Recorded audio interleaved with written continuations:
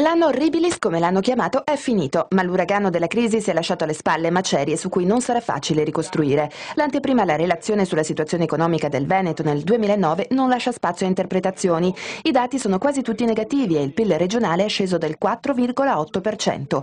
La contrazione è stata determinata dalla caduta degli investimenti fissi, dal calo dei consumi delle famiglie e dal crollo delle esportazioni. Male per tutti i settori, in particolare per il manifatturiero, le costruzioni e i servizi. Metalmeccanica, sono stati Legnarredo, ma poi anche altri settori sono stati marginalmente colpiti.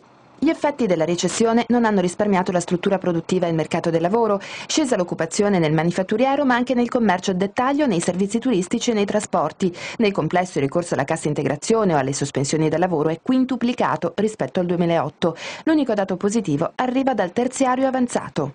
Il processo produttivo che guarda in avanti per una innovazione di prodotto, per un'invenzione, una creatività, ha bisogno del modello di sostegno dell'innovazione e questo è una partnership essenziale per crescere.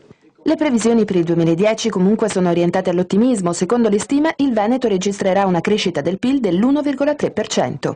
Diciamo che il 2010 potrebbe, vedendo il PIL a 1,2 come dice Prometea e vedendo quei dati dell'esportazione, il rimbalzo tecnico è già iniziato, per cui io mi auguro che la seconda semestre di quest'anno ci sia la ripresa. Una ripresa molto lenta però. Una ripresa molto lenta, assolutamente. Intanto Unioncamere fa anche gli auguri al nuovo presidente della regione e a Palazzo Balbi chiede questo. Alla squadra regionale chiediamo che ci sia un'attenzione al mondo economico veneto, ma soprattutto chiedo il federalismo fiscale.